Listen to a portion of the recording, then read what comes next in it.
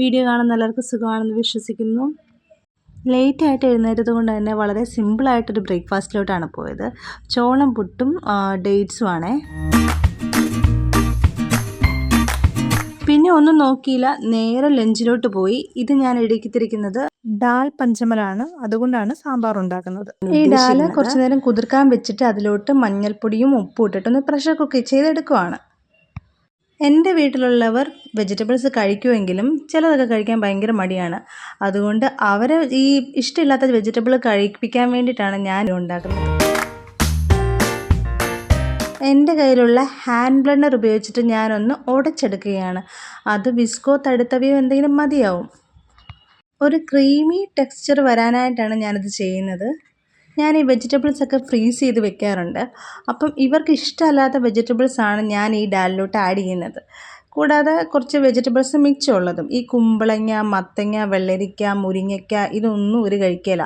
അപ്പം ഞാൻ ഈ ഫ്രീസ് ചെയ്ത് വെച്ചിരിക്കുന്ന വെജിറ്റബിൾസിൽ നിന്ന് ഈ കഴിക്കില്ലാത്ത വെജിറ്റബിൾസാണ് ഞാൻ ഇതിലോട്ട് ആഡ് ചെയ്യുന്നത്. അതിനുശേഷം ഇതിലോട്ട് മല്ലിപ്പൊടി, മുളക് പൊടി, മഞ്ഞൾപ്പൊടി ഇതെല്ലാം ഇടുകയാണേ. ഞാനിതിലോട്ട് കായപ്പൊടി ഇടാൻ വിട്ടുപോയി. അത് ആ താളിക്കുന്ന സമയത്താണ് ഞാൻ ഇടുന്നത്. അതുപോലെ നമ്മൾ പുളിവെള്ളം കൂടി ഇതിലോട്ട് ഒഴിക്കണം. ഇഷ്ടമില്ലാത്ത വെജിറ്റബിൾസ് ആയതുകൊണ്ട് തന്നെ ഇത് ഇച്ചിരി ഉടഞ്ഞു പോയാലും വലിയ പ്രശ്നമൊന്നുമില്ല എന്നാണ് ഞാൻ വിചാരിക്കുന്നത്.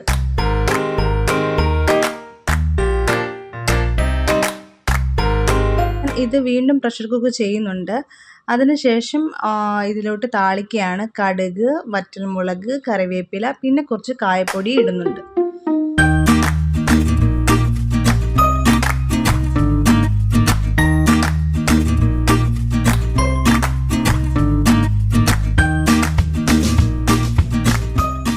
എൻ്റെ വീട്ടിൽ ഇത് കൂടാതെ കുറേ വെജിറ്റബിൾസ് അവർക്ക് ഇഷ്ടമില്ലാത്തതുകൊണ്ട് ഞാൻ ഈ ഒരു കറി വെച്ചിട്ടാണ് ഇത് മാനേജ് ചെയ്യുന്നത്. അതാകുമ്പോൾ ഒരു കഴിച്ചോളും. രണ്ടാമത്തത് ഞാനൊരു അച്ചിങ്ങ മെഴുക്ക് പുരട്ടിയാണ് ഉണ്ടാക്കുന്നത്. ഇത് എൻ്റെ അമ്മയുടെ റെസിപ്പിയാണ്.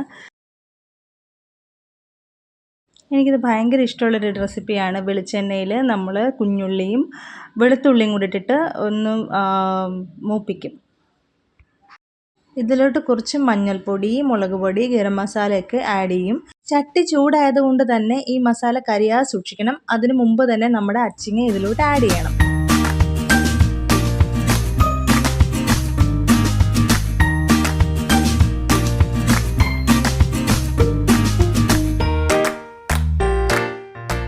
എന്നിട്ട് ഇതിലോട്ട് കുറച്ച് വെള്ളം ഒഴിച്ചിട്ട് നമുക്ക് അടച്ചു വെച്ച് വേവിക്കാം. വെള്ളം ഒഴിക്കാതെ ഞാൻ വേവിച്ചപ്പം ഇത് കുറച്ച് ഉണങ്ങിയ പോലെ വന്ന് ഞാൻ ശ്രദ്ധിച്ചിട്ടുണ്ട്. അതുകൊണ്ടാണ് ഇതിലോട്ട് വെള്ളം ഒഴിച്ചിട്ട് ഞാൻ കുറച്ച് നേരം വേവിക്കാൻ വെക്കുന്നത്.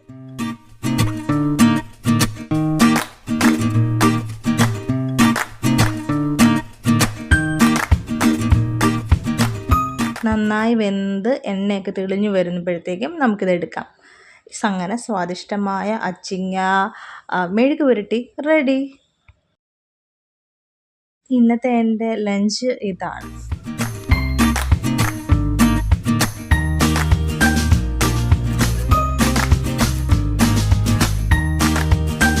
സമയം കളയാതെ ഞാൻ ഡിന്നറിലോട്ട് പോവുകയാണ്. ഇതൊരു ഫുൾ ചിക്കൻ റൈസാണ് ഉണ്ടാക്കുന്നത്. അതിന് വേണ്ടിയിട്ട് ചിക്കനിലോട്ട് ഞാനിങ്ങനെ ഫോർക്ക് കൊണ്ട് കുത്തി കുറച്ച് ഹോൾസ് ഇടുകയാണ്. എന്നിട്ട് ഇതിലോട്ട് മഞ്ഞൾപ്പൊടി, കുരുമുളക് പൊടി, ഉപ്പും ഇട്ട് ഒന്ന് മാറിനേറ്റ് ചെയ്ത് വെക്കുകയാണ്.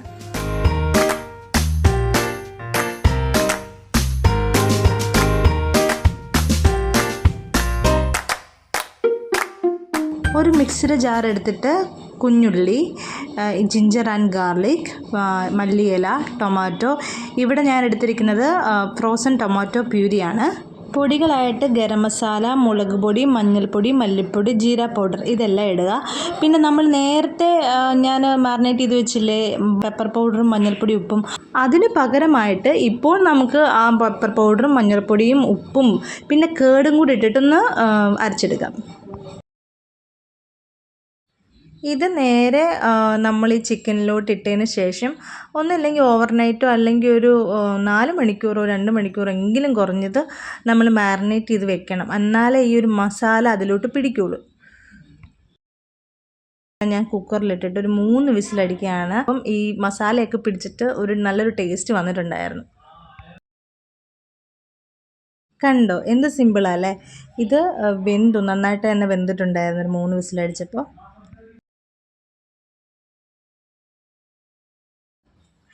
ഇത് നമ്മൾ എണ്ണയൊന്നും ഒഴിച്ചിട്ടില്ലല്ലോ. അപ്പം ഇതിലൊരു ഫ്ലേവർ വരാനായിട്ട് അത്യാവശ്യം നെയ്യ് ഒഴിക്കണം കേട്ടോ. ഞാൻ കുറച്ചേ അതിനകത്ത് ഇട്ടിട്ടുള്ളൂ.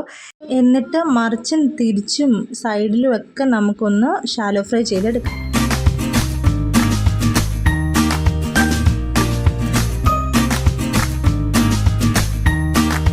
എന്നിട്ട് ബാക്കി വന്ന ഒരു എണ്ണ ഉണ്ടല്ലോ, ആ എണ്ണയിലോട്ട് ഞാൻ അതിനകത്തൊരു ഗ്രേവിയോട് കൂടിയല്ലേ കിട്ടിയത്. അപ്പോൾ ആ ഗ്രേവി അങ്ങോട്ട് ഒഴിച്ചിട്ടൊന്ന് കുറുക്കി എടുക്കുക കേട്ടോ.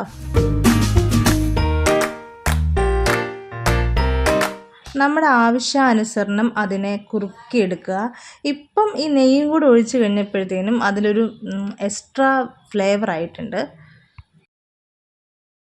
ഓക്കെ, ഈ കറിയുടെ കൂടെ നമുക്ക് കഴിക്കാനായിട്ട് ഒരു ഈസി റൈസ് ഉണ്ടാക്കിയാലോ? ഇതിലും എളുപ്പത്തിലൊരു ഈസി റൈസ് ഉണ്ടാക്കാൻ പറ്റില്ല കേട്ടോ. ആദ്യം തന്നെ നമുക്ക് ഓണിയൻ ഒന്ന് ഫ്രൈ ചെയ്തെടുക്കുക. ഞാൻ കുറച്ച് കൂടുതൽ ഫ്രൈ ചെയ്തിട്ടുണ്ടായിരുന്നേ.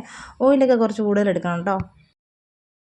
നെയ്യ് ഒഴിക്കാം. നെയ്യൊക്കെ അത്യാവശ്യം ഒഴിക്കുക. കാരണം നമ്മളിത് വളരെ കുറച്ച് ഇൻഗ്രീഡിയൻസ് ഉപയോഗിച്ചിട്ടാണ് ഈ റൈസ് ഉണ്ടാക്കിയെടുക്കുന്നത്. എന്നിട്ട് അതിലോട്ട് കാഷ്യൂനട്ട് ചോപ്പ് ചെയ്തത് നമുക്കിടാം. എന്നിട്ട് ഇതിലോട്ട് മഞ്ഞൾപ്പൊടിയും മുളക് പൊടിയും നമുക്കിടാം. ഈ ഒരു 2 മസാല മാത്രം മതി കേട്ടോ ഇതിന്.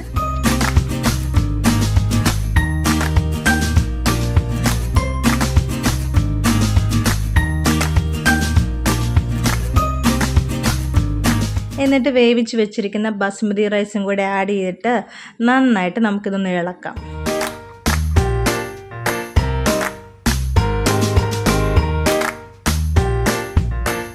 പിന്നെ ആ ഫ്രൈഡ് അണിയനും കൂടി ഒന്ന് ഇട്ട ശേഷം നന്നായിട്ട് തന്നെ മിക്സ് ചെയ്തെടുക്കുക.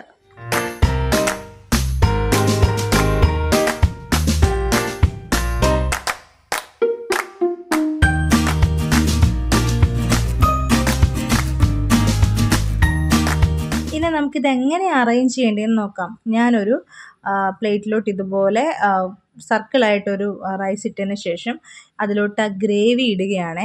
എന്നിട്ട് ചിക്കൻ ഞാൻ ഇതിൻ്റെ മേളിലോട്ട് വെക്കുകയാണ്.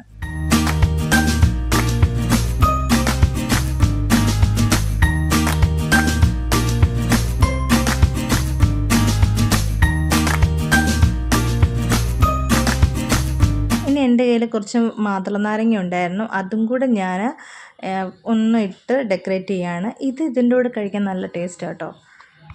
ഇതിനെന്താ പേരിടേണ്ടതെന്ന് എനിക്കറിയില്ല.